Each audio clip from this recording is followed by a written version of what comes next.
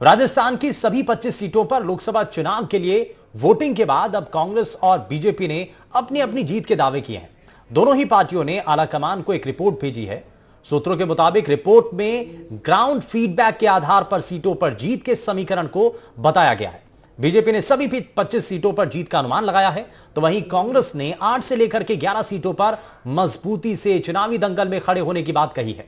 Rajasthan BJP ने लोकसभा चुनाव में सभी विधानसभा क्षेत्रों में बूथ वाइज वोटिंग के आधार पर रिपोर्ट तैयार की है।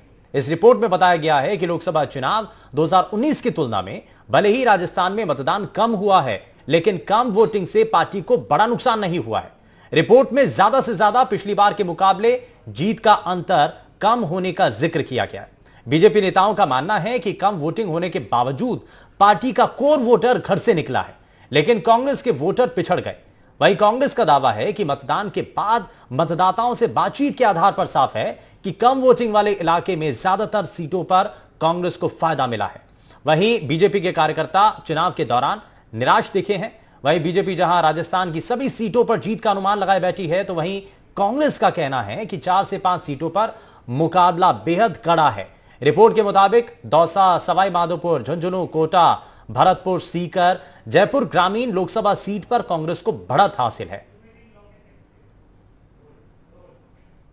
राजस्थान में 25 लोकसभा सीटों पर वोटिंग के बाद अब जीत को लेकर भाजपा और कांग्रेस के अपने अपने दावे हैं। सीट वाइज ये दावे अब रिपोर्ट में तब्दील हो चुके हैं और दिल्ली रिपोर्ट भेजी जा चुकी है। भाजपा आलाकमान, कांग्रेस आलाकमान दोनों ने रिपोर्ट मांगी थी और कल देर रात दोनों ही पार्टियों ने ये रिपोर्ट दिल्ली भेज दी है।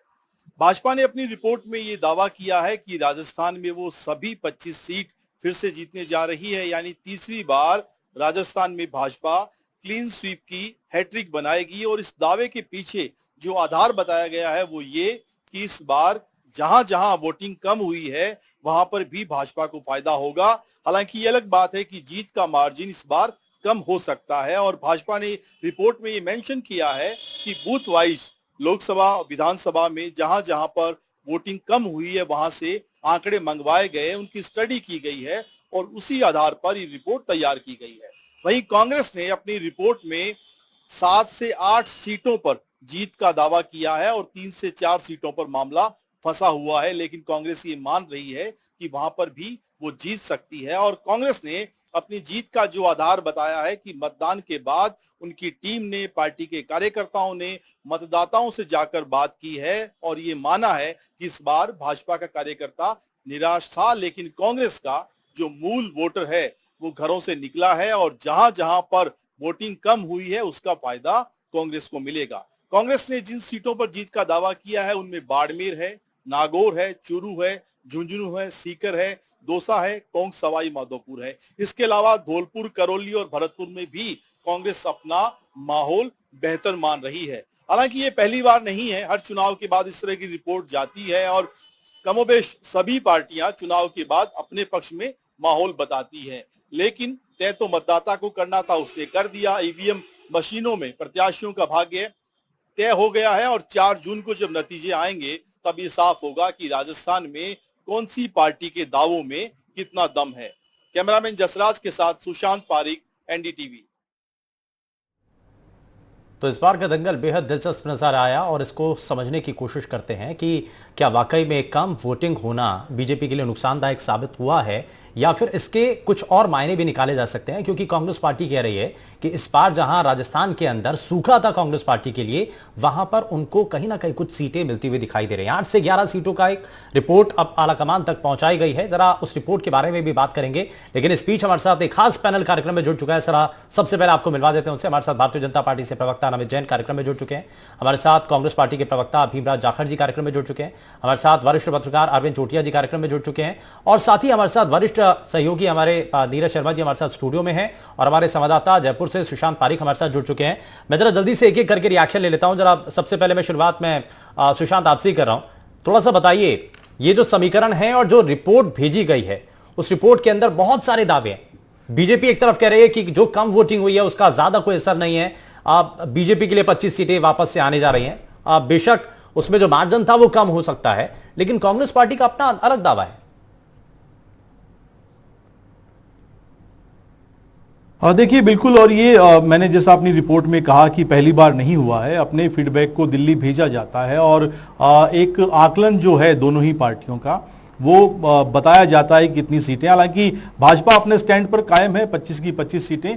थोड़ा सा अतिशयोक्ति लगता है कि इस बार जिस तरीके से राजस्थान में माहौल है, लगता है कांग्रेस का खाता खुलने जा रहा है, और कांग्रेस के दावे तो 8 से 11 सीटों के हैं। लेकिन बड़ी बात यह कि पिछले जिस तरीके से लोकसभा चुनाव में दोनों चरणों की वोटिंग हुई थी, उससे इस बार 5-5.25% के आसपास मतदान कम हुआ है। तो ये किसका मतदाता है जो घरों से नहीं निकला, क्या कारण रहा है? गर्मी पिछली बार भी इतनी थी और इस बार भी उतनी ज्यादा गर्मी अभी तक नहीं है, मौसम बीच बीच में ठीक हुआ। कौन सा ऐसा जो कोर वोटर है किस पार्टी का जो घरों से बाहर नहीं निकला है? लेकिन अगर बात करें, जिस तरीके से मैं कह रहा था कि बाड़मेर चुनाव बड़ा दिलचस्प है, वहां पर हम गए थे और लग रहा था कि कांग्रेस ने बड़ा अच्छा चुनाव लड़ा है। इसी तरीके से नागौर की गठबंधन की सीट है, वहां पर भी कांग्रेस मान रही है कि उनका पलड़ा भारी है। हालांकि मीडिया रिपोर्ट्स या जिस तरीके से है, लग रहा है कि कड़ी टक्कर है वहां पर।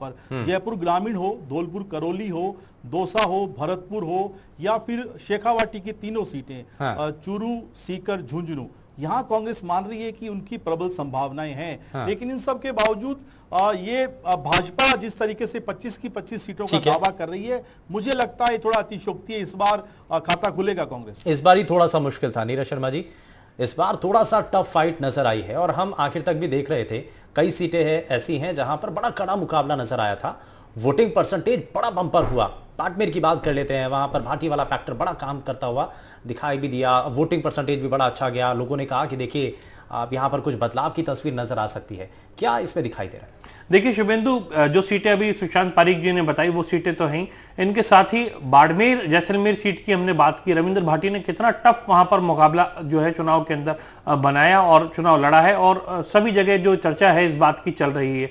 दूसरी ओर नागौर की बात करें तो हनुमान बेनीवाल जो है वो कद्दावर नेता वहां क्षेत्र के हैं और अपने दम पर वहां चुनाव जीतते आए हैं। उनका मुकाबला अब की बार ज्योति मृधा से था, तो वहां का क्या माहौल रहा, इसको लेकर के भी सियासी अटकलें कई तरह की चल रही हैं। इसके साथ ही सीकर में अमरा राम जो है उनके साथ में गठबंधन था। तो ये गठबंधन वाली जो सीटें हैं, बाथोड़ा डूंगरपुर में समर्थन दे दिया था बीएपी को, इधर हनुमान बेनीवाल के साथ में नागौर में आरएलपी के साथ में गठबंधन कांग्रेस पार्टी ने किया, और सीकर में अमरा राम जो है उनके साथ में जो सीपीआईएम है उसके साथ में गठबंधन किया। ये सीटें भी ऐसी हैं जो निश्चित रूप से दोनों ही दलों की धड़कन बढ़ाने वाली हैं और यहां पर पेच फंसा हुआ है।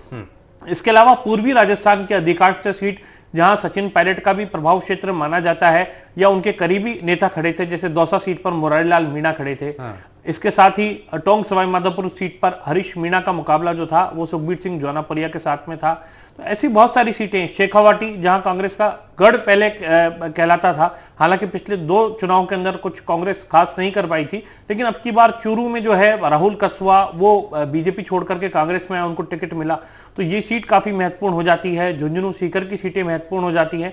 इसके साथ ही दक्षिण राजस्थान की अन्य जो सीटें हैं वहां पर भी कई जगह मुकाबला जो है वो रोचक रहा है। इसी तरीके से गंगानगर हनुमानगढ़ जो क्षेत्र है, इस क्षेत्र की बात करें जो कि नहरी क्षेत्र से भी लगता हुआ क्षेत्र है, यहाँ पर भी मुकाबला जो है बताया जा रहा है काफी अच्छा यहाँ पर मुकाबला रहा है। मौजूदा सांसदों के जहां जहां बीजेपी ने टिकट काटे थे वहां पर भी रोचक मुकाबले देखने को मिल रहे हैं। तो निश्चित रूप से अपने अपने दावे जो हैं दोनों पार्टियों ने किए हैं, दोनों पार्टी के नेताओं ने किए हैं, लेकिन ये कितने दावे फलीभूत हो पाते हैं, और ये वोटर सबसे बड़ा सवाल ही उठता है। जो कम मतदान हुआ, वोटर जो पहले फेज के अंदर बैठ गया, दूसरे फेज के अंदर उससे बढ़कर के कुछ मतदान हुआ, लेकिन ओवरऑल देखा जाए तो मतदान पिछली बार से कम हुआ। तो ये किसका वोटर बैठा घर, और पिछला एनालिसिस क्या कहता है? अधिक मतदान होता है तो ऐसा माना जाता था कि बीजेपी को फायदा होता है, कम मतदान होता है तो माना जाता है कांग्रेस को फायदा होता है। लेकिन अब की बार जो है वो सियासी समीकरण क्या रहा, इसको लेकर के चर्चाएं चल रही हैं, क्योंकि स्थितियां बहुत बदली हुई नजर आ रही। पुराने ढर्रे पर क्या वही आकलन किया जाएगा? क्या कम मतदान का फायदा कांग्रेस को जैसा मिलता है अभी तक का जो इतिहास कहता है, क्या उसी तरीके का इस बार का परिणाम दिखाई देगा? जरा इस बात को जरा समझने की कोशिश करते हैं। अरविंद जी हमारे साथ, वरिष्ठ पत्रकार हमारे साथ कार्यक्रम में बने हुए हैं। मैं क्योंकि पॉलिटिकल रिएक्शन उसके बाद लूंगा। अरविंद जी, आपका आकलन क्या है? कांग्रेस और बीजेपी दोनों ने अब सर्वे करवाया, रिपोर्ट अपनी अपनी तैयार की और पार्टी आलाकमान तक दिल्ली पहुंचा दी है। उसमें बीजेपी तो अपने स्टैंड पर कायम है, वो कह रहे हैं कि 25 की 25 सीटें हम जीत रहे हैं, बेशक से कुछ मार्जिन कम हो सकता है, लेकिन कांग्रेस पार्टी कह रही है 8 से लेकर के 10-11 सीट तक हम टफ फाइट दे रहे हैं और हम जीत सकते हैं। 5 सीटें ऐसी है जहां पर बहुत कड़ा मुकाबला दिखाई दे रहा है। आपको लग रहा है कि इस बात में दम है कुछ? देखिए 25 की 25 सीटें जहां तक बात बीजेपी की है ना, तो आपको पहले सबसे पहले हमें ये समझना पड़ेगा कि 25 की 25 सीटें सिर्फ 2 बार आई हैं, 2014 2019। इन दोनों ही चुनावों में सिर्फ एक ही मुद्दा था और उसका नाम था मोदी। मोदी के नाम पर दोनों चुनावों में वोट पड़े और लोगों ने जम के वोटिंग की। वो वोट जो आमतौर पर नहीं निकलते हैं, आप 2009, 2004, 1999 के चुनाव देखेंगे तो वोटिंग परसेंटेज इस तरह से नहीं रहता था। हाँ। तो 2014, 2019 में वोटिंग परसेंटेज रहा है, तो उस वोटिंग परसेंटेज ने न केवल बीजेपी को जिताया बल्कि बहुत बड़े मार्जिन पे लाके खड़ा किया।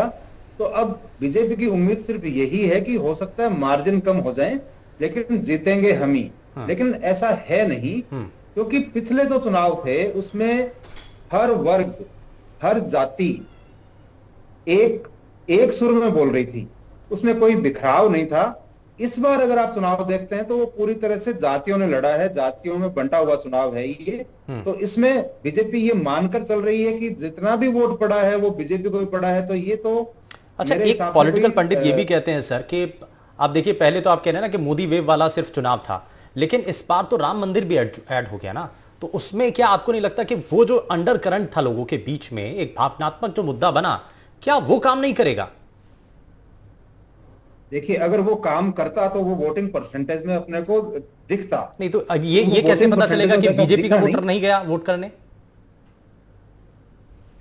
जब वोटिंग परसेंटेज घटता है तो यही माना जाता है कि वो बीजेपी का वोटर है जो नहीं निकला है, और वो भी जो अपर क्लास या अप क्लास वोटर है जो आमतौर पर छुट्टी मनाता है। फिर देखिए आपकी दोनों फेज फ्राइडे को आए, तो एक लंबा वीकेंड लोगों को मिला, लोग घूमने जाते हैं वो भी हैं, तो वो निश्चित रूप से बीजेपी का वोटर ही है। हाँ, ये सही है कि कुछ कांग्रेस का वोटर भी नहीं निकला है, लेकिन वो फिर भी निकला है। जैसे आप कहीं की बात कीजिए तो वहां पे एक गुस्सा था, एक जो पहले फेज में आप देखें तो उसमें कम्युनिटी का गुस्सा था। तो वो गुस्से वाला वोट है, वो उनके, आप अगर वोटिंग का अगर इलाका देखेंगे अलग अलग, तो वहां पे अच्छी वोटिंग है, और वो इलाके जहां पर वो बाहुल्य नहीं है वहां पर वो वोटिंग कम है। तो इससे पता चलता है कि वोटिंग हुई है, लेकिन वो बीजेपी के खिलाफ वाली वोटिंग बहुत सारे क्षेत्रों में अच्छी है। तो बीजेपी को कम से कम ये जो 25 वाला है ये तो इससे तो अगर हम वोटिंग ही अगर अच्छी हो रही है, लेकिन पर्टिकुलर किसी एक सीट पर अगर अच्छी वोटिंग हो रही है, बाड़मेर में जैसा बड़ा अच्छी वोटिंग हुई, तो क्या ये कहें कि बीजेपी के लिए उसमें फायदेमंद है ना? ये तो उसमें बल्कि ऐसा कहा जा रहा है ना कि ये तो बाटी वाला कुछ फैक्टर काम कर रहा है, इसलिए वहां पर लोग जो है परिवर्तन के लिए कुछ वोट कर रहे हैं। निश्चित रूप से ये इस चुनाव से पहले जो मेरी बात हुई थी तो उसमें भी मैंने यही बोला था कि सब जगह अगर वोटिंग बढ़ती है तो बीजेपी बड़ी खुश होगी, लेकिन यहाँ तो बीजेपी अगर पर्टिकुलर किसी एक सीट पर कम ऊपर हो रहा है या मतदान कम हो रहा है या ज्यादा हो रहा है तो उसका एक अलग मायना होगा। खैर मैं वापस लौटता हूं सर, हमारे साथ दो पॉलिटिकल पार्टियों के प्रवक्ता हमारे साथ कार्यक्रम में जुड़े हुए हैं। नवेद जैन जी, मैं जरा जल्दी से एक रिएक्शन इस पर आपसे लेता हूं और फिर भीमराव जी आपके पास आता हूं। नवेद जी, एक चीज बताइए कि 25 की 25 सीटें जीतने का दावा आप कह रहे हैं कि मार्जिन थोड़ा सा कम होगा, यानी कि आपको लग रहा है ना कि इस बार कांग्रेस पार्टी ने या अपोजिशन ने बड़ी टफ फाइट दी है आपको। आप जो बार बार कह रहे थे 400 पार वाला, उसमें बहुत मुश्किल कर दिया आपके लिए। जी शुभेंद्र जी, देखिए हमारी रिपोर्ट तो 25 की 25 सीट गई है और पहले से ज्यादा मतों से हम जीत कर आ रहे हैं। ये रिपोर्ट हमने बना कर दी है। अब आपके यहाँ कौन सी रिपोर्ट आई है इसका कुछ कह नहीं सकते। 25 सीटों पर हम अच्छे से लड़े हैं। कांग्रेस तो जीत के लिए खड़ी नहीं थी, वो लड़ी नहीं, संघर्ष किया ही नहीं उन्होंने। उनके उम्मीदवार तो छोड़कर भग रहे थे मैदान को। और जो कम परसेंटेज की बात है, वोटिंग परसेंटेज, डूबती नाव में कोई सवार नहीं होना चाहता। तो कांग्रेस का जो वोटर है, जो कोर वोटर था, वो बाहर निकला ही नहीं। उनको पता था क्यों वोट देने जाए, हार रहे हैं हम तो पूरी तरह से। और उनके जो नेता थे, जो छोटे स्तर पे या बड़े स्तर पे, सब पार्टी छोड़ के भग गए। इनके सांसद, आज भी एक इंदौर से सांसद इनके, वो जिन्होंने पर्चा भरा था, पर्चा उठा लिया भारतीय जनता पार्टी के समर्थन में। सूरत में हुआ और जयपुर में हुआ। इसके अलावा राजसमंद के जो इनके प्रत्याशी थे, उन्होंने लड़ने से मना कर दिया। नहीं, आप देखिए ना सर, 2014 का ट्रेंड देखिए, 2019 का आप ट्रेंड देखिए, जब जब बंपर वोटिंग होती है, इस बार बड़ा ना कम वोटिंग हुई। तो ये जो पुराना ट्रेंड है, जिसको आकलन के तौर पर कहा जाता है कि भैया उसको देख करके एक हमने एज्यूम कर लिया कि इस बार क्या हो सकता है, तो वोटिंग कम हुई, तो मान रहे हैं कि शायद इस बार ये बीजेपी के अगेंस्ट जा रहा है मामला, कुछ कांग्रेस के लिए फायदा हो सकता है। आपको नहीं लगता ऐसा? ने कांग्रेस को हसीन सपने देखने चाहिए। हाँ। मुंगेरी लाल कोई दिक्कत नहीं है दिन में, लेकिन 2009 में 47-48% ही मतदान हुआ था 2009 के लोकसभा चुनाव में, तो तब क्या कांग्रेस हार गई थी? तो ये तो सत्ता और जो लोगों का जो ट्रेंड होता है उसको आप इस तरह से समझिए कि जो 10 वर्षों में काम हुआ, जो 10 वर्षों में काम करा है। विधानसभा चुनाव में भी ये कहा जा रहा था राजस्थान में वोटिंग परसेंटेज को देखते हुए कि कांग्रेस की सीटें 125 से 130 आएगी, जो सिमट कर 100 से नीचे चली गई। तो ये ट्रेंड कुछ भी कह सकता है। बाकी हमने जो मेहनत करी मैदान में, हम जो फील्ड में रहे चलिए, हैं, टफ फाइट आप हमने कह जो रहे हैं कि बेशक कार्यकर्ता टफ जो फाइट हमारे- नहीं मिली, लेकिन मैं अब वापस से इस पर बात करूंगा कि किस सीट पर कितनी टफ फाइट रही थी। लेकिन मैं जरा भीमराज जी को जोड़ लेता हूं। भीमराज जी, आपका क्या आकलन है? रिपोर्ट भेजी गई है, आपको लग रहा है 8 से 10 या 11 के आसपास सीटें आ सकती हैं? शुभेंदु जी, मैं एक शायर के माध्यम से आपको पूरी स्टोरी बता देता हूँ कि गजल गाना कौवे के बस की बात नहीं होती, जुगनू के दम पे पूनम की रात नहीं होती। बदली जानती है वोटर, बदली जानती है कि उसे काम बरसना है, मेंढक के टरणाने से बरसात नहीं होती। जो इन्होंने आतंक फैलाया, जो तानाशाही बरसाई, आरक्षण खत्म करने की बात की, संविधान खत्म करने बदलने की बात की, महंगाई देखिए, बेरोजगारी देख लिए, किसान देख लिए, मनरेगा मजदूर देख लियो और तो इन्होंने एक कहावत चलती है ग्रामीणों में कि ऐसा कोई सगा नहीं जिसको हमने ठगा नहीं। इन्होंने कोई सेक्टर बख्शा ही नहीं। निर्मला सीतारमण के पति कह रहे हैं, हम थोड़ी कह रहे हैं। वो कह रहे हैं, पहले तो उन्होंने कोरोना काल में कहा था, बोले इकोनॉमी की शिक्षा लेनी है निर्मला जी तो आप मनमोहन सिंह जी के पास जाइए। अब कह रहे हैं कि इलेक्ट्रल बॉन्ड सबसे बड़ा घोटाला है। तो कोई सेक्टर ऐसा बता दिए जिसके अंदर हमने ईमानदारी से काम किया। हाँ, ईमानदारी एक काम में जरूर किया इन्होंने, अडानी अमानी के लिए बड़ी ईमानदारी से काम किया। अच्छा, मुद्दे पर आइए सर, मुद्दे पर आइए। एक मिनट जरा जाखड़ साहब, एक चीज थोड़ा सा जल्दी से इस पर बताइए कि आप ये बताइए कि आप 8 से 10 या 11 सीट, कहां तक सीट आ सकती हैं? सीधे मुद्दे पर बात। राजस्थान कृषि बाहुल्य क्षेत्र है और मजदूर यहाँ गांव में भी निवास करते हैं, शहरों में करते हैं, और SC ST जाट और OBC और माइनॉरिटी ने जम के वोट इनके खिलाफ किया है और वो वोट कांग्रेस को मिला है। कांग्रेस 13 से ऊपर सीटें जीत के आएगी और 10 से 11 सीटों में हमारे नेताओं ने दावा किया है। मैं आज आपके चैनल के माध्यम से कह रहा हूं कि 13 से ऊपर सीटें कांग्रेस जीत के आ रही है और सेंटर के अंदर इनके नेताओं की हवाई उड़ी हुई है। आप देख लीजिए शुभेंदु जी, आप तो एक पत्रकार है। हाँ। कि ईडी कितने दिनों से छापे मारने बंद कर दिए, CBI कितने दिनों से चुप बैठी है। चलिए, इस पर भी जवाब दें। वही लड़ रहे थे राजस्थान में, तो राजस्थान में बीजेपी से राजस्थान पुलिस चुनाव लड़ रही थी। एजेंट कैसे काम कर रहे थे पता नहीं है क्या? जनता को सब पता है। अच्छा, 13 सीटों में से कुछ बड़ी सीटें ऐसी बता दीजिए जो आपको लगता है ये झोली में आनी है, कांग्रेस पार्टी के खाते में आएगी। पहले हाँ शुभेंद्र जी, हमारे राजस्थान में कहावत चल रही है कि मौर्या बोलेगा तो पहला मौर्या तो चूरू से बोलेगा, फिर झुंझुनू है, फिर सीकर है, दौसा है, करौली धौलपुर है और भरतपुर और टोंक सवाई माधोपुर और बाड़मेर। ये ऐसी सीटें हैं जहां बीजेपी का कई सीट, अब जैसे आप बाड़मेर देख लिया तो बीजेपी टक्कर में भी नहीं है। ये कह रहे 25 जीतोगे कहां से, मुझे ये भी समझ आया। पहली तो जनता ने इनकी जो एंकड़ी थी ना 25 वाली, वो तो तोड़ दी। अब मैं आपको ये कहना चाह रहा हूँ, इनकी सेंटर वाली एंकड़ी है वो और खत्म कर देगी, क्योंकि लोकतंत्र में शुभेंदु जी जनता माई बाप होती है, इससे बड़ा कुछ नहीं होता। नमित जी, इन्होंने उसको 13 सीट जीत रहे हैं, नाम भी बता रहे हैं, वो कौन कौन सी सीटें हैं? जी देखिए, पहले तो मैं मेरे मित्र को कहना चाहता हूँ कि राहुल गांधी जी को आपने मेंढक क्यों बोला? नहीं, ऐसा मेंढक नहीं बोलना चाहिए। नहीं देखिए, नहीं, किसी के ऊपर पर्सनल कमेंट नहीं सर, नहीं जो टर्रा रहे ना जी, इन्होंने बोला ना भी तो गलत है, अच्छा नहीं है। वो विपक्ष के नेता है, उनको ऐसा नहीं बोलना विपक्ष के नेता नहीं, मैंने बीजेपी के नेताओं के लिए बोला जिन्होंने कार्यकर्ताओं पे और जनता न्याय मांगने गई तो लाठी गोली बंदूक से बात किया और पूंजीपति आए तो रेड कारपेट बिछाया। आप एक बात में जवाब दे दीजिए कि शुभकर्ण के मामले में भी हरियाणा सरकार SIT की रिपोर्ट बंद करना क्यों चाहती है, जबकि सुप्रीम कोर्ट ने लास्ट में इंटरफेयर करना पड़ा कि शुभकर्ण की न्यायिक जांच नहीं। अच्छा ठीक है, 13 सीटों पर क्या दावा है नमित जी?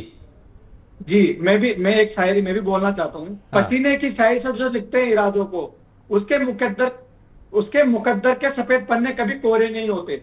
हमने संघर्ष किया है, हमने कार्य किया 10 साल। नरेंद्र मोदी जी के जो 10 साल के विकास कार्य है, हम उसको लेकर जनता के बीच गए। जनता ने हमें विश्वास मत दिया है और जनता वोट निकल कर बाहर आई है। जो मुद्दे पिछले कई सालों से, राम मंदिर, धारा 370, 3 तलाक, ये सब कांग्रेस पार्टी ने दबा रखे थे, गरीब को गरीब बना रखा था। हमने संघर्ष किया, हमने काम किया। और मैं आज जो 13 सीट की बात कर रहे हैं उसका जवाब दे देता हूं। आप आकलन कर लीजिए 2019 के चुनाव से, जहां पे 5 लाख, 4 लाख, 6 लाख मतों से हम जीत कर आए हैं। अगर मान लीजिए 5% वोट कम हुआ है तो भी 1 लाख, 1.25 लाख के वोटों से हम यही तो मैं कम- कह रहा ज्यादा था नमित जी, यही तो मैं कह रहा था। आप मान रहे हैं ना कि कुछ ना कुछ तो फाइट मिली है। आप कह रहे थे कि नहीं साहब, हम तो कहीं कमजोर है ही नहीं। 4 तारीख को पूरी समझ में आ जाएगी। ठीक है, ठीक है। मैं इसमें जरा सुशांत हमारे साथ, हमारे सहयोगी लगातार बने हुए हैं, सुशांत पारिक। आप ये जमीनी स्तर पर, क्योंकि बड़ी टफ फाइट इसमें कई सीटों पर हमने देखी, 4 से 5 सीटें तो ऐसी थी सेकंड फेज की भी जहां पर बड़ा कड़ा मुकाबला था, और ऐसे ही फर्स्ट फेज के अंदर भी कुछ सीटें थी। बाड़मेर को अब जैसे कि जाखड़ साहब जोड़ रहे हैं, कह रहे हैं कांग्रेस पार्टी के लिए, तो इसमें क्या नजर आता है? क्योंकि बहुत हॉट सीट इसमें है। रविंद्र भाटी वाला फैक्टर कहते हैं कि बहुत आगे निकल गया, बम्पर वोटिंग भी हुई है। अब इस सीट पर बड़ा कंफ्यूजिंग सा लग रहा है। कांग्रेस अपना दावा कर रही है, बीजेपी अपना दावा कर रही है, भाटी वाले जो फैन फॉलोइंग है वो कह रहे हैं कि नहीं साहब इस बार तो परिवर्तन हो रहा है। तो यहां कुछ ऐसा हो रहा है कि आमने सामने की लड़ाई में कोई तीसरा बाजी मार गया।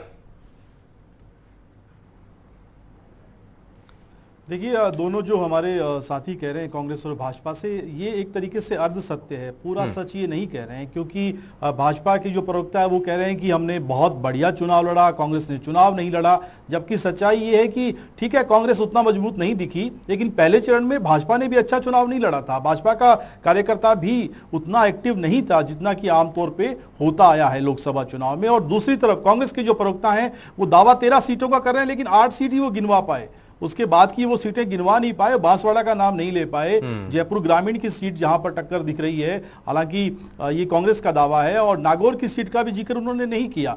तो कुल मिलाकर 13 सीटों तक तो वो खुद भी उनके पास वो संख्या नहीं है। लेकिन इन सब के बावजूद ये सच है कि आप बाड़मेर की बात कर रहे थे, वहां पे मुकाबला पहले त्रिकोणीय लग रहा था शुरुआती दौर में, और लेकिन मतदान तक आते आते वहां पर जातीय चुनाव हो गया पूरी तरीके से, और कांग्रेस वर्सेज रविंद्र सिंह भाटी का ये मुकाबला था। जिस तरीके से हमने ग्राउंड पे लोगों से बात की, इसमें कोई दो राय नहीं है कि वहां पर भाटी एक नई उम्मीद वहां पर लोगों के लिए है, और चूंकि युवा है, उम्मीद जगाने वाला नेता है। लेकिन अभी सफर लंबा है, लंबा सफर तय करना होगा। विधानसभा का चुनाव वो जीते, लोकसभा के परिणाम क्या रहेंगे, किस तरीके से सियासी करियर आगे बढ़ेगा। लेकिन ये भी कहा जा रहा है कि जीतेंगे तो भाजपा के साथ आएंगे। और उन्होंने मोदी की जिस तरीके से तारीफ की है, मोदी की जिस तरीके से तारीफ की है, तो एक मैसेज ये भी गया है कि भले ही वो सीट वो जीत जाए, भाटी अगर जीतते हैं तो भी वो भाजपा के खाते में जाएगी। और एनडीटीवी इसी तरीके से आप ये देखिए कि हनुमान बेनीवाल भी कहां से आए हैं, कि उनकी पहली पसंद जो है वो प्रधानमंत्री नरेंद्र मोदी ही हैं। मैं इसमें जरा नीरज जी को जोड़ लेता हूं। नीरज जी, एक चीज बताइए कि खास करके बाड़मेर पर ही हनुमान बेनीवाल आप इंडिया अलायंस के साथ, इंडिया गठबंधन के साथ जुड़े हुए, लेकिन बाड़मेर सीट पर आकर के वो जिस तरीके से उनके समर्थक आकर के बीजेपी के साथ रहते हैं, कैंपेन में शामिल हो जाते हैं, ये अंदर अंदर कुछ और चल रहा था। यानी कि एक तस्वीर वो है जो सामने दिखाई दे रही है, पर्दे के पीछे कुछ और भी चल रहा था। देखिए, चुनाव से ठीक पहले एक बड़ा खेल हुआ था। केंद्रीय मंत्री कैलाश चौधरी चूंकि चुनाव लड़ रहे थे, आरएलपी के कई वहां के जो पदाधिकारी स्थानीय थे या नेता थे वो उनके साथ में जाकर के खड़े हो गए थे, और हनुमान बेनीवाल उस क्षेत्र के अंदर प्रचार करने भी नहीं गए। बेनीवाल ने बाद में ये कहा कि अब कुछ नहीं हो सकता, अंतिम समय है, और मैंने पहले ही कहा था कि कुछ जगह मैं नहीं जाऊंगा, कुछ ही जगह पर मैं प्रचार करने जाऊंगा।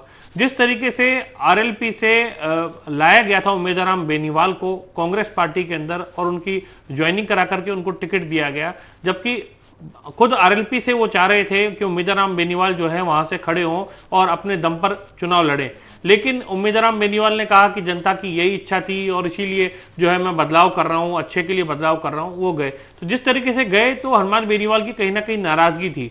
बाद में कांग्रेस से उन्होंने जब गठबंधन कर लिया नागौर सीट पर, तो अशोक गहलोत उनके क्षेत्र के अंदर जाते हैं, और हनुमान बेनीवाल अशोक गहलोत के पुत्र वैभव गहलोत के लिए सिरोही क्षेत्र के अंदर जाते हैं। ये भी रोचक चीज है कि सचिन पायलट जो है वो वहां नहीं पहुंचे, ना बाड़मेर के अंदर पहुंचे, ना सिरोही के अंदर पहुंचे, ना कई ऐसी सीटों के ऊपर पहुंचे जहां उन्हें पहुंचना चाहिए था। तो ये क्या कारण रहे? अंदरूनी खींचतान तो कहीं ना कहीं थी, और उसी के चलते ये सब कुछ हुआ। लेकिन बाड़मेर की सीट जो है वहां पर रविंद्र सिंह भाटी और उनके भाई जिस तरीके से घूम करके प्रचार कर रहे थे, चुनाव बेहद रोचक बना दिया। बाद में पुलिस को भी एक ट्वीट करके उनके भाई को कहना पड़ा कि आप यहां से बाहर जाइए, क्षेत्र से चुनाव को आप प्रभावित कर सकते हैं, क्योंकि वो जगह जगह घूम करके रविंद्र भाटी की तरह ही जो है चुनाव प्रचार कर रहे थे। और क्षेत्र में जब मतदाताओं का रुख जो जानने की कोशिश करी, निश्चित रूप से एक बड़ा माहौल वहां पर यूथ का एक बड़ा आंदोलन जो है वो तैयार हो गया था। इस बीच में रोहित गोदारा के नाम से या अन्य नामों से जो है वो धमकियां आनी चालू हुई, कुछ कार्यकर्ताओं के साथ मारपीट की घटनाएं जो है वो आनी सामने हुई। तो ये तमाम चीजें जो है इन्होंने भी कहीं माहौल को, चुनावी माहौल को जो है वो गरमाने की कोशिश लास्ट तक की, चुनाव के बाद तक। तो निश्चित रूप से एक बड़ा धरना भी वहां पर चला। बाड़मेर सीट जो है वो वास्तव में राजस्थान के अंदर एक बेहद रोचक सीट है और आजादी के बाद में बहुत सालों बाद में ऐसा चुनाव जो है उस क्षेत्र के अंदर लोगों को देखने को मिला है। तो बाड़मेर जैसलमेर की जनता अब की बार क्या रुख अपना रही है, क्योंकि केंद्रीय मंत्री जो है कृषि राज्य मंत्री कैलाश चौधरी मैदान के अंदर थे। कांग्रेस की ओर से उम्मीदराम बेनीवाल थे जो कि आरएलपी से लाए गए थे विशेष तौर पर, और उनके सामने रविंद्र सिंह भाटी यानी दो जाटों के बीच में एक राजपूत योद्धा जो है वो युवा नेता यहाँ पर खड़ा था। तो निश्चित रूप से ये सीट जो है काफी रोचक सीट कही जा सकती है और उसके परिणाम भी बहुत चौंकाने वाले हो सकते हैं। ठीक है, मैं जरा अरविंद जी को जोड़ लेता हूं, वापस से उसी मूल सवाल पर आ जाते हैं कि आखिर किसका वोटर अपने घरों से बाहर नहीं निकला। अरविंद जी, आपका क्या आकलन है, क्योंकि वोटिंग परसेंटेज ये तो मानना पड़ेगा कि पहले के मुकाबले कम हुआ है, और अगर पुराना ट्रेंड उसको आप छोड़ दीजिए, लेकिन इस बार के ट्रेंड के हिसाब से इस बार का मूड क्या नजर आ रहा था आपको? बड़े मुद्दे, क्योंकि आप देखिए कि ऐसा तो था नहीं कि नरेंद्र मोदी के खिलाफ कोई ऐसा डिसीजन हो गया जिसके खिलाफ एकाएक बहुत ज्यादा वोटर जो हैं वो अगेंस्ट हो गए हों, है ना। कोई बड़ा आंदोलन अभी नहीं हुआ था। राम मंदिर एक प्लस पॉइंट के तौर पर देखने को मिला था कि आस्था के तौर पर लोगों की जो मनोस्थिति थी उसको लेकर के बदलती हुई दिखाई दी थी। इसको लेकर के कई कांग्रेस पार्टी के जो नेता हैं वो टूट करके दूसरी पार्टियों में भी चले गए थे, बीजेपी में भी कुछ आ गए थे। क्या आपको लगता है कि इसमें कोई ऐसा बड़ा मुद्दा था जो बीजेपी के अगेंस्ट चला गया? देखिए, बीजेपी के अगेंस्ट में कोई एक चीज नहीं है। बीजेपी के अगेंस्ट में एक क्या होता है, 10 साल में जो गुस्सा हो जाता है, जो कई बार निराशा आ जाती है या कई बार एक संतुष्टि भी आ जाती है कि हाँ ठीक है, तो वो जो एक वोटर होता है जो बदलाव के लिए कुछ करता है या बहुत ज्यादा उम्मीद करता है, तो वो शांत था और वो बहुत संतुष्ट था। एक तो कारण ये हो सकता है। दूसरा, जो पहले फेज में आपने देखा जाट बेल्ट जो पूरा का पूरा है वो इस बार बीजेपी के खिलाफ था। इस बीच में एक जो पुरुषोत्तम रूपाला का बयान आया, उसने राजपूत समाज को उद्वेलित कर दिया। और ये जो आरक्षण को लेकर, संविधान को लेकर जो ये भ्रम फैलाया गया कि आरक्षण खत्म कर देंगे, संविधान बदल देंगे, ये शुरू हुआ बीजेपी के कुछ सांसदों की ओर से कि हमें संविधान बदलने के लिए 400 सीटें चाहिए। और 400 सीट का पार का जो नारा, उसने एक ये आश्वस्ति दे दी बीजेपी के वोटर को कि 400 सीटें आ ही रही है ना, फिर हमें वोट देने की कहां जरूरत है। 400 नहीं तो 350 सही, सरकार आ रही है, इसलिए बहुत ज्यादा परेशान होने की जरूरत नहीं है। इसके बाद जब पहला फेज पूरा होगा उसके बाद में बीजेपी जागी है और उसने काफी कोशिश की है, लेकिन काफी कोशिशें करने के बावजूद भी वोटिंग परसेंटेज वहां तक नहीं आ पाया। तो इसके पीछे इनके जो मात्र संगठन है बीजेपी का, वो भी उसमें कहीं लगता है कि उसमें कोऑर्डिनेशन की कोई कमी आई है। वरना दिसंबर के आसपास मुझे एक संघ के एक पदाधिकारी ने बताया था कि हम इस बार बहुत बड़ी वोटिंग करने का प्लान करवा रहे हैं। तब तक ये राम मंदिर का उद्घाटन भी नहीं हुआ था, वो माहौल उस टाइम बना भी नहीं था, तब उनकी ये प्लानिंग थी। तो इस बीच में प्लानिंग में कोई ना कोई गड़बड़ी हुई है। दूसरा, इस बीच में कांग्रेस से इतनी बड़ी संख्या में बीजेपी में लोग आ गए कि पता नहीं चल पा रहा कि कौन बीजेपी का है कौन कांग्रेस का है, और वो उनका जो आपस में कोऑर्डिनेशन था। फिर जैसे देखिए कि जो सभाएं हुई, तो कांग्रेस के लोग वहां पे आगे आने में, अपनी जगह बनाने में सफल रहे, और जो बीजेपी का जो मूल कार्यकर्ता है वो थोड़ा सा ठगा सा महसूस करता रहा है। जल्दी से रुक कर लेते हैं, मैं इसमें एक एक करके रिएक्शन ले लेता हूं। मैं जरा जल्दी से सुशांत पारिक हमारे सहयोगी लगातार हमारे साथ बने हुए हैं। सुशांत, ये कहा जा रहा है कि बीजेपी के खिलाफ जो नाराजगी थी या जो वोटर शांत रहा, उसका एक बड़ा कारण राजपूत समाज की नाराजगी थी। हालांकि कई बार रूपाला साहब की तरफ से माफी मांगी गई, कई स्टेटमेंट सामने आए, बीजेपी के बड़े कद्दावर नेता फ्रंट फुट पर आकर के पूरे मामले को सुलझाते हुए, संभालते हुए नजर आते हैं, लेकिन क्या इसका असर पड़ा?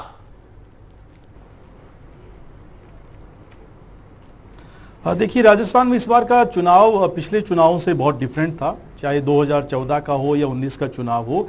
ऐसा कोई एक बड़ा इशू नहीं था जो सारी 25 सीटों पर काम जिसने किया हो। 14-15 ऐसी सीटें थी जहां पर राष्ट्रीय मुद्दों के आधार पर वोट पड़े, मोदी मैजिक भी चला है, वहां पर बड़े इश्यूज एड्रेस भी किए गए हैं। लेकिन बाकी की जो सीटें हैं वो सीट वाइज उनके स्थानीय मुद्दे जो हैं उनके आधार पर चुनाव लड़ा गया है। चुरू की बात करें तो वहां पर भाजपा के प्रत्याशी पिक्चर में नहीं थे, वहां पर राजेंद्र राठौड़ वर्सेज कस्बा चुनाव लड़ रहे थे। इसी तरीके से बांसवाड़ा में बात करें तो वहां पर आदिवासी गैर आदिवासी का चुनाव, और वहां पर कांग्रेस जिस तरीके से भ्रमित हुई है उसका भी एक बड़ा नुकसान आने वाले दिनों में उठाना पड़ेगा, क्योंकि किसी जमाने में वो बेल्ट कांग्रेस का गढ़ था। इस बार गठबंधन में वो सीट चली गई, ना चाहते हुए, रोत नहीं चाहते थे, आखिरी दिनों में गठबंधन किया, अगर बाड़मेर की बात करें तो पूरा का पूरा चुनाव जातीय समीकरणों पर हो गया है। ठीक इसी तरीके से जाटलैंड में नागौर की सीट है, वहां पर भी जाति का चुनाव था।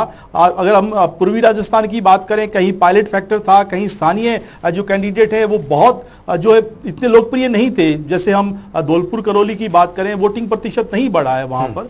तो ये सारी सीटें बता रही हैं कि किसी एक इश्यू पर राजस्थान का चुनाव नहीं लड़ा गया। अब राजपूत की नाराजगी का है, हो सकता है कुछ सीट पर इसका असर हो, लेकिन कई सारी ऐसी भी सीटें हैं, राजसमंद हो, चित्तौड़गढ़ हो, जहां पर भाजपा को ऐसा नहीं लगा कि राजपूत नाराज हैं। सीट वाइज सीट हम इसका आकलन कर सकते हैं, लेकिन ओवरऑल जो मतदाता भाजपा के लिए वोटिंग करने निकलता है और फर्स्ट टाइम वोटर जो निकलता है, वैसे पहले चरण में हमने नहीं देखा था कि वो वोकल है, वो बोल रहा है, मोदी की बात कर रहा है, ऐसा नहीं था। दूसरे चरण में जिस तरीके से मोदी ने आह्वान किया, कहा बूथ मैनेजमेंट ठीक करिए, सार्वजनिक जनसभा में कहा, आमतौर पे वो ऐसा कहते नहीं है, वो बड़े मुद्दों की बात करते हैं, लेकिन उन्हें कहना पड़ा। उसके बाद संघ थोड़ा एक्टिव हुआ, स्थानीय जो इकाइयां हैं उन्होंने काम किया, और जैसे अरविंद जी बता रहे थे कि वोटर भ्रमित भी था, कार्यकर्ता भ्रमित भी था भाजपा का। 400 पार का नारा भारी पड़ा, इसमें कोई दो राय नहीं है। 400 पार नहीं हो रही है भाजपा, ये भाजपा के नेता भी जानते हैं कि उतनी बड़ी तादाद में सीटें नहीं आएंगी। और इतने कांग्रेसी इस बार जो है भाजपा में आ गए कि कंफ्यूजन हो गया कि कांग्रेस पार्टी है या भाजपा है या क्या, किसके साथ जाएं, विचार के साथ जाएं, व्यक्ति के साथ जाएं। तो ये कंफ्यूजन जो है वो पहले चरण में हमें दिखा था। ठीक है, मैं इसमें जरा भीमराव जी को जोड़ लेता हूं। भीमराव जी, एक चीज बताइए, आज क्योंकि अमित शाह का एक स्टेटमेंट भी वायरल हो रहा है बहुत, और उन्होंने कहा कि मैं आपको परिणाम बता दूं, उन्होंने कहा कि सेंचुरी लग रही है, सेंचुरी पार हो रही है। देखिए, अमित शाह जी कुछ बयान दे देते हैं, बयान उनके सारे बयान सुनोगे ना तो जो इनके दो जुमले हैं वो जुमले ही दिखेंगे बयानों के अंदर। कोई बयान नहीं होता। एक नेता का जो बयान होना चाहिए, जो एक लोकतांत्रिक देश के अंदर जो बयान होना चाहिए पॉलिटिकल लीडर का, वो बयान अमित शाह का नहीं दिखता है। कभी उनसे किसी पत्रकार तो अपनी सीट का दावा कर रहे हैं, वो कह रहे हैं कि 200 में से अभी तक 200 सीटों के आसपास हुआ, तो हम 100 सीट पर हम सेंचुरी लगा रहे हैं। मैं आपको कह रहा हूँ कि 100 सारी आ जाए अच्छी बात नहीं है क्या बीजेपी को? बीजेपी का गमन टूटने जा रहा है। लोगों की जो इन्होंने हालात पैदा किए सुधांशु जी, वो हालात धरातल पे जाके देखेंगे तो तब पता चलता है कि लोगों के साथ इन्होंने क्या किया। अभी मेरे मित्र सुशांत जी ने मेरे लिए कहा था कि भीमराव जी 7-8 सीटों का नाम नहीं, तब आपने पूछा था कि कुछ सीटों का नाम बता दीजिए, तब मैंने कुछ सीटें बताई। मैं 13 की 13 गिना दूं और वोट परसेंटेज भी बता दूं। सुशांत जी, बीजेपी की हालत बहुत खराब है। अंदर से सब नेताओं को मालूम है कि अपने साथ क्या हो रहा है। आरएसएस भी नाराज है, तब जाके मोदी जी को वहां संघ कार्यालय नागपुर में रुकना पड़ा। ये क्या है, जो मोदी जी अपने आप को संघ और बीजेपी से ऊपर आगे समझ के चलने लगे, तो इन्होंने कोई सेक्टर ऐसा नहीं छोड़ा। अभी मैं आपको सबसे लोवेस्ट बात बता दूं कि 2 साल से देश में टीबी की दवाइयां नहीं है। उन मरीजों की क्या दुर्दशा होती होगी? क्या उनका दर्द जानने का कोई बीजेपी का नेता गया है क्या कभी? मणिपुर एक महिलाओं के संबंधी मामला था। अमित शाह को लोकसभा चुनाव में तो याद आ गया, अपने इतने साल क्यों नहीं गया? अपने ही तो देश था ना, जाना चाहिए था। दंगे हो गए, कोई किसी ने हवा फैला दी या किसी के कारण हो गए, जो भी कारण होगा, कांग्रेस बीजेपी सब छोड़ के अपने गृह मंत्री अच्छा, एक चीज बताइए, आपको नहीं लगता कि कांग्रेस पार्टी ने आखिर समय में कुछ ऐसे कदम उठा लिए, जैसे गठबंधन को लेकर के कदम उठाया है ना, तो क्या आपको लगता है कि जो कांग्रेस का वोट था, जो आपके सहयोगी दल थे, उनको शिफ्ट हो पाया क्या? आपको नहीं लगता कि कार्यकर्ताओं में थोड़ा सा कंफ्यूजन हो गया होगा कि भाई आखिर समय में कांग्रेस लोकतांत्रिक पार्टी है और आजादी के पहले तो अंग्रेजों से लड़े थे, अब अंग्रेजों के मुखबिरों से लड़ रहे हैं। हमें पता है कि इनका इलाज कैसे करना है और इनका इलाज कर रहे हैं, और हम नहीं कर रहे हैं, इसके साथ साथ देश की जनता कर रही है। किसान, मजदूर, नौजवान, छात्र, महिला, सब लोग लगे। मैं पता है इन्होंने कहा कि देश का क्या हाल करेंगे। नीरज जी, एक चीज बताइए कि ये जो हम अगर आसपास की दूसरी सीटों को लेकर के बात कर रहे हैं, जिस तरीके से देखा गया कि राजकुमार रोत को इन्होंने आखिर समय में गठबंधन करके बीएपी के साथ कैंडिडेट अपना घोषित कर दिया, कांग्रेस पार्टी का जो वोटर है, क्या वो पूरी तरीके से शिफ्ट हो पाया? क्या मतदान करते वक्त, क्योंकि ये बड़ा कंफ्यूजन रहता है कि किसको वोट करना है, कांग्रेस पार्टी का जो कोर वोटर है, कैसे वो कांग्रेस पार्टी को ना करके वो किसी दूसरी पार्टी के जो कैंडिडेट है उनको वोट करे? देखिए, कांग्रेस पार्टी का जो वोटर है वो किसको वोट करेगा, किसको वोट नहीं करेगा, ये वोटर ही जानता है। अब वो वोटर जो है, एक परिकल्पना थी कांग्रेस पार्टी का वोटर, जब से पीएम मोदी के नेतृत्व में लगातार चुनाव जो है वो बीजेपी लड़ रही है और एक बूथ मैनेजमेंट के लिए पन्ना प्रमुख से लेकर नीचे तक की इकाइयां गठित की गई है। एक बहुत बड़ा बदलाव जो है बीजेपी के लेवल में आया है, और साथ में आरएसएस जैसा कोर संगठन जो है बीजेपी का, वो साथ में लड़कर के जब काम करता है तो निश्चित रूप से बहुत बड़ा एक अंतर जो है वो चुनाव के अंदर सामने आता है। पिछले चुनावों को हमने देखा, लगातार 2 बार से बीजेपी जो है राजस्थान के अंदर 25 की 25 सीटों पर जो है सुपड़ा साफ करते हुए कांग्रेस पार्टी का और तीसरी बार फिर से बीजेपी ने दावा किया है। निश्चित रूप से बीजेपी की जो रणनीति है करीब 6-7 महीने पहले से जो है वो चल रही थी। अब ग्राउंड रियलिटी पे कितना धरातल पर वो उतर पाई है वो हालांकि देखने वाली बात जो है परिणाम के दिन सामने आएगी। लेकिन कांग्रेस पार्टी जो दावे कर रही है कि इन सीटों पर कांटे का मुकाबला है, तो निश्चित रूप से ये मान करके चलनी चाहिए कि वहां टक्कर जो है वहां फाइट दी गई है। बाकी सीटों के बारे में कांग्रेस अभी तक कुछ बोल नहीं पाई है, यानी कि 6 से 7 सीटों के बारे में कांग्रेस पार्टी बोल रही है, बाकी सीटों के बारे में तो बोल भी लेकिन अच्छा एक चीज और भी है कि इस पर ये फाइट तो उन्होंने टफ की, मुकाबला एकदम कड़ा कर दिया था। ये तो है कि बीजेपी जो मान कर चल रही थी कि 25 के 25, तो इस दावे में थोड़ा सा संशय उनको भी कर दिया। कैंडिडेट तो मजबूत होता है। देखिए कई जगह पर ऐसे कैंडिडेट उतरे हैं जो कि जैसे बात की हमने राहुल कस्बा की, तो वो बीजेपी से लाए हुए कैंडिडेट थे। ऐसे ही बीजेपी ने भी किया कि महेंद्रजीत सिंह मालवीय को कांग्रेस से लाकर के अपना कैंडिडेट बना लिया। तो निश्चित रूप से फाइट जब होती है, चुनाव जब होता है, तो चुनाव के तरीके से लड़ा जाता है। दोनों तरफ से बराबर दमखम की जो आजमाइश होती है वो इस चुनाव के अंदर होती है। लेकिन रिजल्ट के अंदर उसको कौन कन्वर्ट कर पाता है या वोटों को अपने फेवर में कौन कर पाता है, ये निश्चित रूप से मतदाता देखता है कि चुनाव किस मुद्दे पर हो रहा है। जो लोकसभा के चुनाव होते हैं ज्यादातर राष्ट्रीय मुद्दों के ऊपर आधारित होते हैं। दूसरा जातिवाद जो है, जातिवाद की बात हुई कि जाति पर आधारित जो है कई जगह पर चुनाव जो है वो कन्वर्ट हुआ। तो ऐसी कई सीटें थी जहां पर ये कहा जा रहा है कि जातिवाद हावी रहा या फैक्टर हावी रहा। तो ये देखना होगा कि जनता ने कितना जातिवाद का साथ दिया है और कितना राष्ट्रीय मुद्दों का साथ दिया है। ठीक है, नविद जी को जरा जल्दी से जोड़ लेता हूं। नविद जी, बहुत सारे आरोप भीमराज जी ने लगाए थे, उन्होंने बहुत सारे सवाल खड़े किए हैं, लेकिन उसके साथ साथ मैं ये भी पूछ रहा हूं क्योंकि बहुत सारे पॉलिटिकल पंडित ये भी कह रहे हैं कि नागौर वाली सीट भी फंस गई है। जी शुभेंद्र जी, देखिए मेरे मित्र कुछ भी कह सकते हैं, इनको पहले कुछ नहीं कह पाए, इनके नेता भी कुछ नहीं कह पाए। बेचारे राहुल गांधी जी आते हैं 15 मिनट के बाद इनको 3 मिनट में खत्म करके चले जाते हैं, उनको पता नहीं होता क्या बोलना है। हमने कार्य किया है, कार्य के दम पर 5 साल राजस्थान में कांग्रेस की सरकार रही, गहलोत सरकार, उन्होंने किस तरह से राजस्थान की जनता का असर किया। और हमारे 100 दिन की सरकार, हमने 100 दिन में आते ही हमारे 50% मैनिफेस्टो पे काम किया। आते ही हमने ये नहीं किया कि लटकाने का काम किया, तुरंत सबसे पहले वो काम पूरे किए। चाहे वो ईआरसीपी योजना हो, पूरे 5 साल इन्होंने उसको लटकाए रखा, हमने आते ही ईआरसीपी का किया। या यमुना बैराज का काम था वो भी तुरंत किया। इसके अलावा सस्ता सिलेंडर देने की बात जो कही थी वो की हमने। पेट्रोल पे सब्सिडी जो हमने की वो की। यानी कार्य करने की नियत होनी चाहिए, हमने कार्य किया और उसी के दम पर हम बात करते हैं 25 की 25 जनता अगर आपकी सरकार के कामों से इतना संतुष्ट है तो घरों से बाहर वोट करने के लिए क्यों नहीं निकली कि ऐसी सरकार में वापस चाहिए हो? तो पहले के मुकाबले तो वोटिंग टर्नआउट ज्यादा होना चाहिए था। बिल्कुल होना चाहिए था और हमारा वोट तो पूरा निकला शुभेंदु जी। हाँ। हमने हमारी सीटें मंगवाई है, जो बूथ पे सीट बैठते हैं, बूथ पे हमारे बूथ एजेंट बैठते हैं, उनसे पूरी सीटें हमारे जयपुर प्रदेश कार्यालय आ चुकी है, हमने उनका मिलान भी कर लिया है। और जो हमारा वोटर है वो सब निकला है, सबने वोट किया है।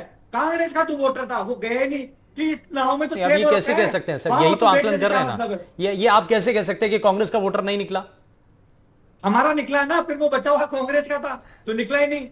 हमारा हमें वोट पता है। आपके पास कोई ऑथेंटिक रिपोर्ट हो, कोई आंकड़ा हो ऐसा कि भाई वो आपका ही वोटर था और वो वोट आपको ही करके आया हो, ये भी तो तय होना चाहिए ना शुभेंदु जी। वो हमारे पास डेटा है जो हमारे कार्य करता है, जो उनके परिवार जो राष्ट्रवाद की बात करते हैं। मैं 2 ही मुद्दों पे बात करूंगा। मेरे मित्र ने ईआरसीपी का कहा तो मैंने कहा ईआरसीपी आपने लागू किया है वो जनता के लिए है, कांग्रेस बीजेपी के लिए नहीं। आप जनता को एमओयू तो दिखाइए, यमुना जल समझौता है उसका एमओयू जनता को दिखाइए। और ईआरसीपी पे मैं इतना कहना चाहूंगा, इन्होंने 2464 जल क्यूसेक का समझौता किया जिसमें 1783 तो जनता को पीने के लिए और 286 उद्योगों के लिए। तो आप खेती किससे करवाओगे? थोतले वादे। और दूसरा सिलेंडर की बात कर रहा हूं, कांग्रेस राज में 76 लाख लोगों को सिलेंडर मिल रहा था और बीजेपी राज में 72,83,000 को मिल रहा है शुभेंदु जी, जिसमें 5,94,000 आवेदन पेंडिंग है। और यदि घोषणा पत्र की वादा करते हैं, मेरा एक ही सवाल पे बात करूंगा कि इन्होंने 2023 के विधानसभा चुनाव में घोषणा पत्र में कहा था कि हम किसानों का गेहूं 2800 रुपए प्रति क्विंटल खरीदेंगे और वो गेहूं आज 2400 रुपए खरीद रहे, तो आप घोषणा पत्र कहां रह गया? और किसानों के गेहूं कांग्रेस राज में 7,000 बिक रही थी, एक सेकंड पूरा कर दूं, वो गेहूं वो सरसों अब 4,500 बिक रही है। कॉटन 10,000 बिक रही थी, वो 6,000 बिक रही है। तो आपके वादे थोत लेकर 10.73 करोड़ नरेगा मजदूरों आपने बाहर निकाला। ठीक है, मैं इसमें कुछ और राजस्थान नहीं खरीदती सरसों। चलिए जल्दी से जवाब ले लेता हूँ। हाँ राजस्थान में पैदा नमित जी नहीं होती है। जल्दी से जवाब दीजिए, जल्दी से जवाब, उसके बाद मैं अरविंद जी आपके पास आता हूँ। हाँ जी, मेरे मित्र जो कह रहे हैं सरसों की खरीद सेंट्रलाइज होती है। पंजाब में भी सरसों पैदा होती है, मध्य प्रदेश में भी सरसों पैदा होती है, सभी राज्यों में होती है। और ये तो पहले से ज्यादा दाम मिल रहे हैं, पहले से ज्यादा दाम मिल रहे हैं। दाम नहीं मिल रहे, 6,000 बिक रही थी। आपको पता नहीं होता है, मेरा पता है, मैं किसान हूँ, मैं बता देता हूँ। 140 हो जाता है तब आप चिल्लाते हो महंगाई हो गई। चिल्लाते नहीं है, मैं सही बता रहा हूँ। मिल रहा है, सरकार खरीद नहीं कर मिल रही है, रहा। कांटे मैंने लगे मेरे हैं खेत मंडियों की में, आपको बेची पता ही नहीं है। नमित भाई, आपको पता ही नमित भाई, नहीं मैंने है मेरे खेत की न्यूनतम बेची है, समर्थन 4,500 मूल्य पर बिक्री है, सभी पता कर लो। कृषि उपज मंडियों में 55 रुपए कांटे लग चुके हैं। 4,500 वहाँ बिक्री है। तुलाई हो रही उसका है, कारण भी बता सरसों देता की, हूँ, चने की और क्योंकि गेहूं मोदी की जी ने तुलाई हो रही है, आपको पता ही नहीं है। जबकि मेरे को कांग्रेस सब पता सरकार है। में गहलोत मैं सरकार के किसान का शासन में बेटा अब तो मेरे जनता ने लिए देख मेरे लिया, लिए जनता ने मेरे काम भी लिए देख लिया, पता है। जनता ने सरकार का काम भी देख लिया है, विपक्ष का सहयोग भी देख लिया है, और जनता ने तय भी कर लिया है कि किसको वोट करना है। खैर मैं इसमें जरा अरविंद जी को जोड़ लेता हूं। अरविंद जी एक चीज बताइए कि ये मूड ऑफ द सेंटिमेंट क्या रहा है, मतलब इस बार चुनाव के अंदर सबसे बड़ा मुद्दा, और कौन कौन सी सीटें आपको लगी कि जहां पर बिल्कुल पेच फंसा हुआ है? 3-4 सीटें ऐसी बता दीजिए जहां पर आपको लगता है कि बिल्कुल कड़ा मुकाबला है, यहां पर मामला फंसा हुआ है एकदम। देखिए, जहां तक मैं समझता हूं तो झुंझुनू की सीट है वो क्लियर कांग्रेस की तरफ जाती दिखती है। दौसा की सीट की बात करें तो क्लियर कांग्रेस की तरफ जाती दिखती है। फिर नागौर की सीट है वो मुकाबले पर है, चूरू की सीट है वो मुकाबले पर है, सीकर की सीट है वो मुकाबले पर है, और बाड़मेर की सीट पर बीजेपी शायद कहीं नहीं है। हालांकि जितना ज्यादा वोट बीजेपी को आएगा, जितने भी एफर्ट किए हैं, वो सारा का सारा कांग्रेस को फायदे वाला है। तो ये इस तरह से है। फिर पूर्वी राजस्थान में 1-2 सीटें जरूर कांग्रेस को और जा सकती हैं। तो जो रिपोर्ट्स भेजी गई हैं वो करीब करीब सच के करीब दिखती हैं।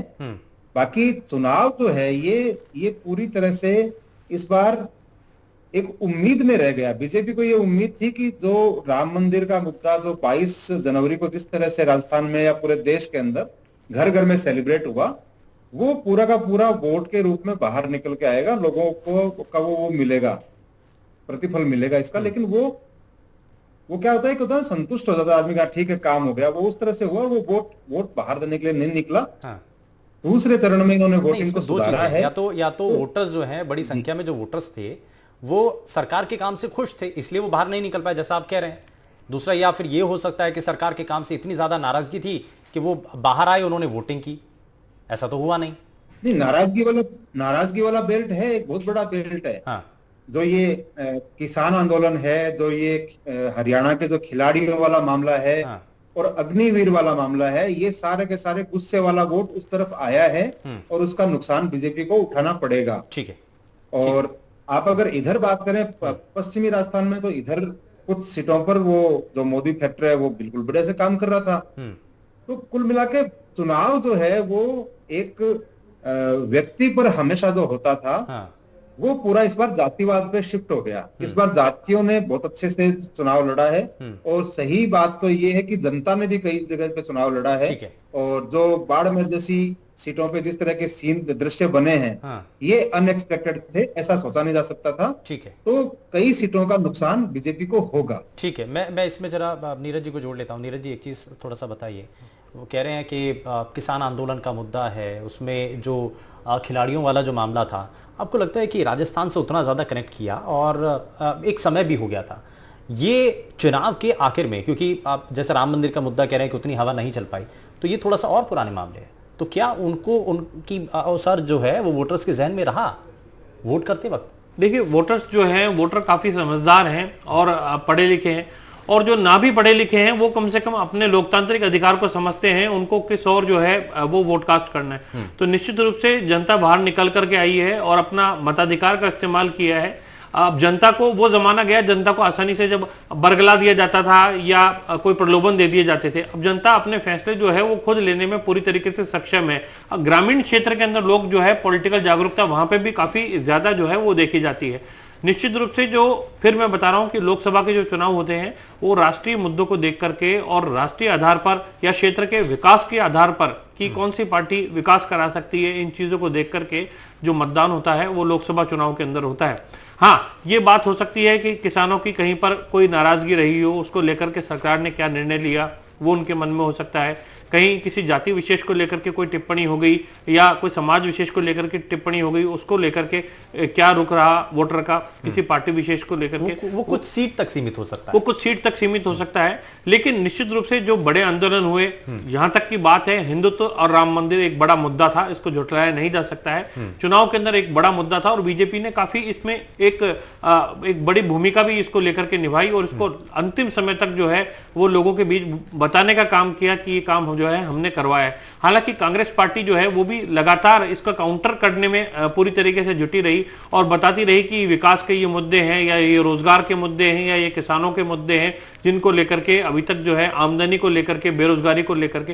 तो अब जनता को देखना है कि जनता किन मुद्दों के आधार पर क्या मतदान किया है। अब ये तो मतदान की जब गणना होगी यानी मतगणना जिस दिन होगी उस दिन 4 जून को ही साफ होगा कि जनता ने किस और क्या मुद्दों को देख करके मतदान किया है। लेकिन जनता को इतना ना नहीं समझना चाहिए कि जनता जो है वो पुराने मुद्दों को आधार बना करके या फिर कुछ ऐसी बातें जो भूली बिसरी हो गई हैं उन बातों के आधार पर जो है मतदान करेगी। जनता ये देखती जरूर है कि कौन सी पार्टी उनके फेवर में काम करने वाली है, देश को आगे ले जाने वाली पार्टी है, उसके आधार पर जो है जनता मतदान करती है। लेकिन हालांकि कौन सी पार्टी को लेकर के जनता ने जो है अपना रुख अपनाया है वो मतगणना होने के बाद ही जो मैंडेट सामने आएगा उसके बाद ही पता चल पूरी तरीके से तय हो पाएगा। लेकिन वोटर जब अपने वोट करने के लिए निकलता है तो पूरा रिकॉल कर लेता है, उसके दिमाग में पूरा चलता है कि 5 साल क्या क्या हुआ और उसके बाद वो बटन दबाता है। खैर, मैं इसमें हमारे साथ हमारे सहयोगी सुशांत पारिक भी लगातार बने हुए हैं। सुशांत, हमने एक पहलू को अभी थोड़ा सा छोड़ दिया,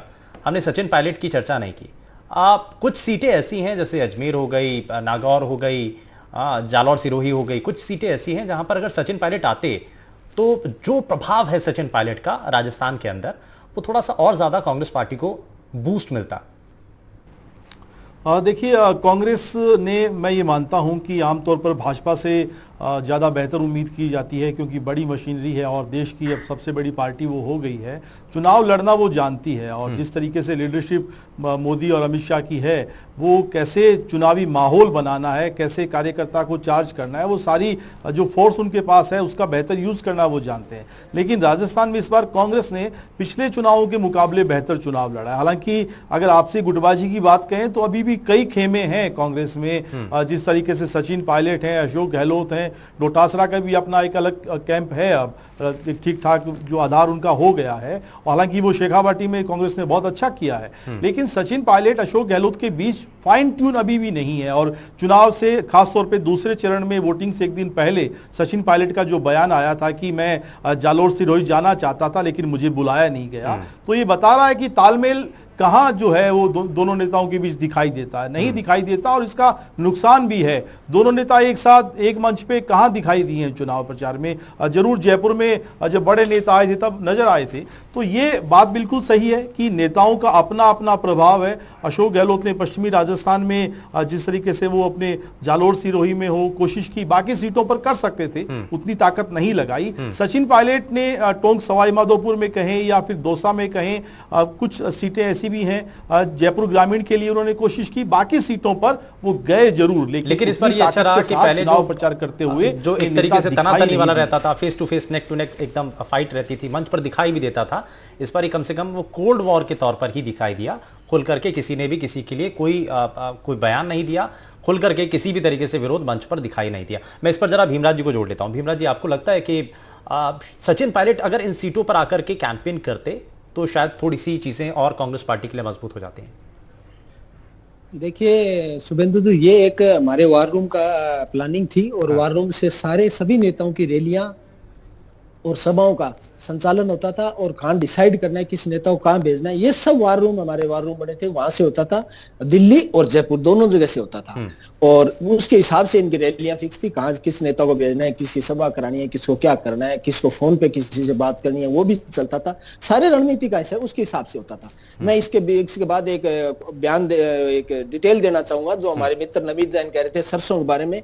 उसका नमित भाई आप पढ़ लेना, मोदी सरकार ने जो विदेश से आने वाला पाम ऑयल, सोयाबीन और रिफाइंड ऑयल पे एक्साइज ड्यूटी 34% थी, जिसको केंद्र सरकार ने हटा दिया। उसके कारण आपके मुख्यमंत्री जी का एरिया है जो सरसों का 50% एरिया, एक सेकंड पूरी कर रहा हूं मैं, वो होता है वहां 100 सरसों ऑयल तो मिल बंद हो गई है और पूरे भारत में 40% सरसों ऑयल मिल बंद हो गई है। जाके पढ़ लेना, तैयारी करके बोलना, ताकि आपको अज्ञानता है उसको दूर करके आइए। अब जरा जवाब ले लेते हैं। आपने जो सवाल किया उसका जवाब ले लेते हैं। नमित जी जरा जवाब दीजिए। भीमराज जी, आपको शायद पता नहीं है, मैं भारतीय जनता पार्टी का छोटा सा कार्यकर्ता भी हूँ और मेरे खुद के सरसों के ऑयल मिल हैं। हमारे क्षेत्र में पिछले 5 वर्षों में 1850 ऑयल मिल खुली है, 1850 ऑयल मिल। चलिए, वैसे मैं बता दूं, ये आज ये डिबेट का मुद्दा नहीं है, लेकिन सिर्फ सवाल किया था तो उसका जवाब दिया है। मैं क्योंकि डिबेट इससे डिरेल होती है, इसलिए सिर्फ टू द पॉइंट, सिर्फ मुद्दे पर बात। नमित जी, अच्छा एक चीज बताइए, ये जो सवाल मैंने उनसे कांग्रेस पार्टी के प्रवक्ता से सचिन पायलट को लेकर के किया था, वही सवाल मैं आपसे भी पूछ रहा हूं कि वसुंधरा राजे कुछ एक सीट पर या कुछ एक क्षेत्र के आसपास तक वो कैंपेन करती हैं। अब लगा कि शायद पुरानी पीढ़ी की नेता हैं, पुरानी दिग्गज है राजस्थान बीजेपी की, तो पूरे क्षेत्र के अंदर, पूरे राजस्थान के अंदर उनको आकर के कैंपेन करना चाहिए था। आपको लगता है कि अगर वो थोड़ा सा उनके हाथ में भी कमान रहती या वो भी आकर के एग्रेसिव अगर कैंपेन करती तो बीजेपी को थोड़ा सा फायदा होता? जी शुभेंदु जी, वसुंधरा राजे जी हमारी सीनियर नेता है और राजस्थान की मुख्यमंत्री रही है, लगातार राष्ट्रीय उपाध्यक्ष भी बनी हुई है। वो पूरे राष्ट्र में वो घूमी है और राजस्थान के जहां जहां सीट पर जहां जहां उनको कहा गया, पार्टी ने भेजा या उनको लगा, वहां गई है वो। और इसके अलावा भी जो हमारे राष्ट्रीय नेता है वो सभी आए हैं। वसुंधरा जी मध्य प्रदेश भी गई है, वसुंधरा जी उत्तर प्रदेश, वसुंधरा जी के कम से कम 10 से 12 दौरे हरियाणा के भी रहे हैं। ऐसा कोई स्टेट नहीं जहां वो नहीं गई हो। अच्छा, ठीक है। राष्ट्रीय उपाध्यक्ष होने के नाते उनको स्टेट में जाना पड़ता है। ठीक है, तो अच्छा समय थोड़ा सा कम है, मैं जरा जल्दी से आप दोनों ही प्रवक्ताओं से आंकड़ा जान लेना चाह रहा हूँ। 25 सीट का क्या अभी भी दावा ही है या उसके कुछ आप चेंजेस करना चाहते हैं? 25 या वही? जी 25, बिल्कुल 25 और ज्यादा मतों से, पहले से ज्यादा मतों से जीत कर आएंगे। लॉक कर दें सीटें 25? आप कह रहे हैं कि 25 सीटें ही, क्योंकि देखिए जब रिजल्ट आएगा उसके बाद भी आपको ही आना है।